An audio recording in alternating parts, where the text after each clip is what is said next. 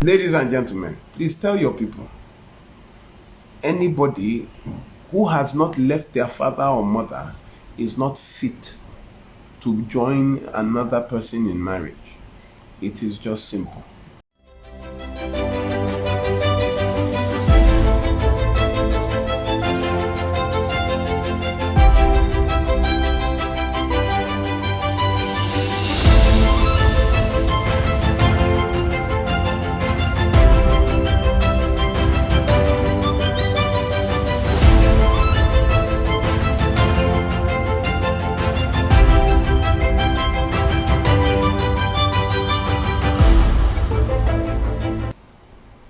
Your parent is that person that has your best interest at heart.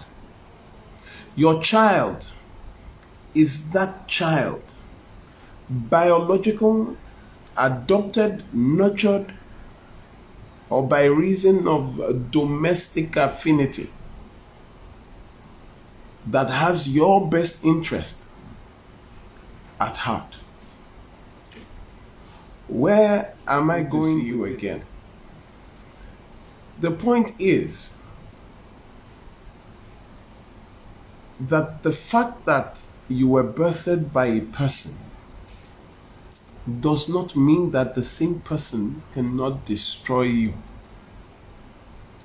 And when they use the title, "You are my child, you sucked on my breast," the fact that you gave birth and you nurtured does not make you a parent.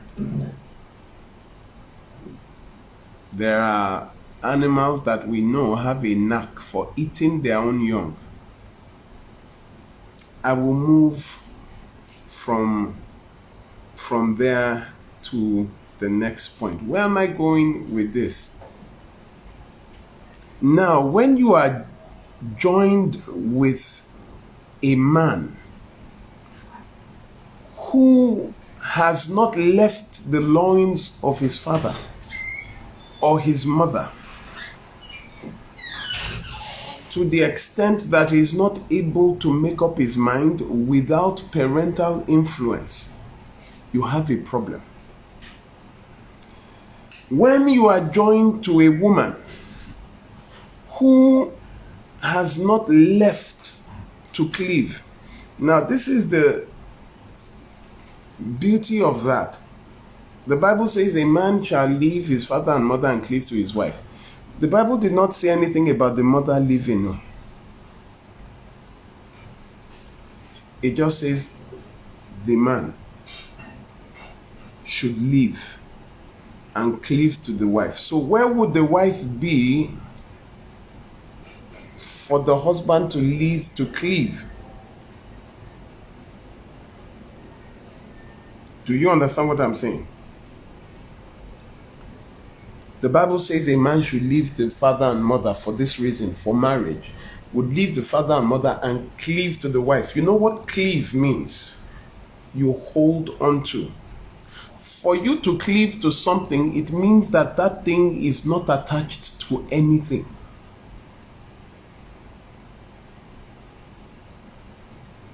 And these two shall become one flesh. The wife must be free, single and free living. Do you understand? For you to be able to cleave.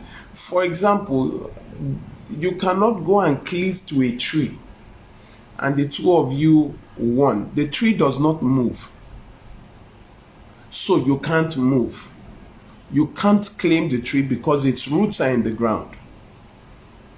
So you cannot cleave to something that is already established in another. You have to cleave. You can only cleave to something that is already free.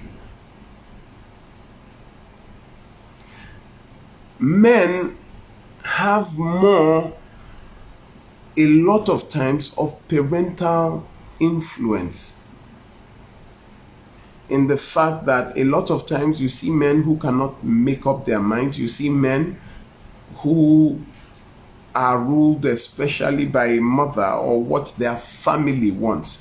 The men are the ones that usually bring the tradition of their family into his own family.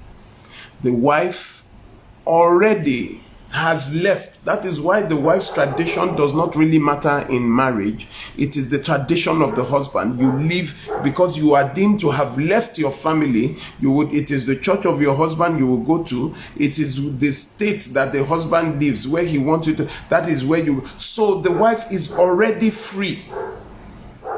Your problem begins when you are cleaving to someone who is not free. Ladies and gentlemen, it is sad to see how not only are they not free, but the parents are also unwilling to release their child to you. It's like I give you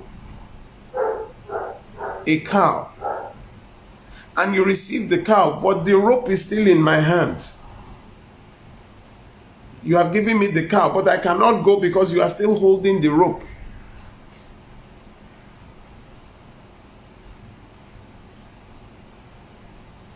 I was on a case some days ago, and the woman was caught in infidelity. The man saw the messages on the phone, and the man had already been told by someone who, I don't know, probably had noticed the wife's movement, and the husband caught her in infidelity and had proof.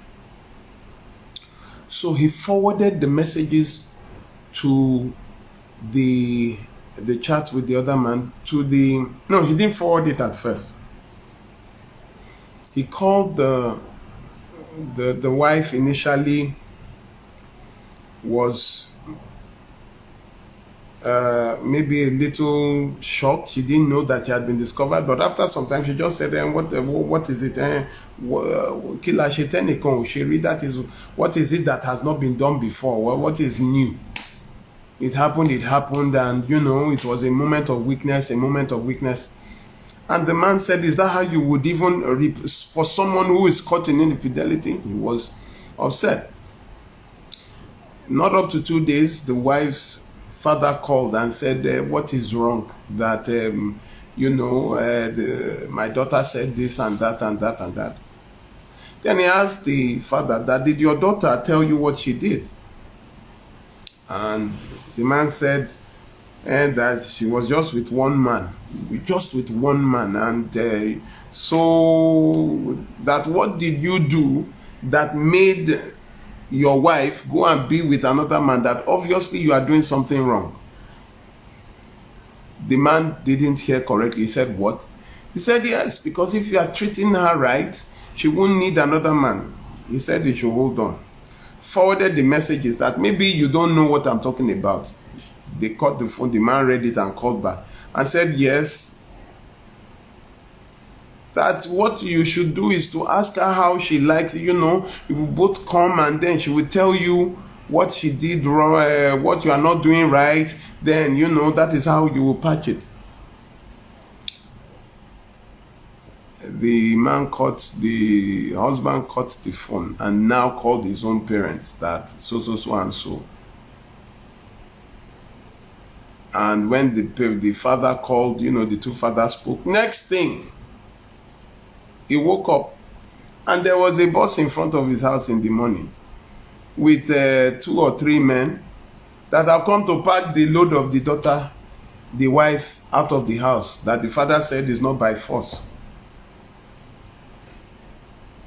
That yes, what is it? She had an affair with it, that it was you that chased her to the arms of another man. That is how the whole thing turned.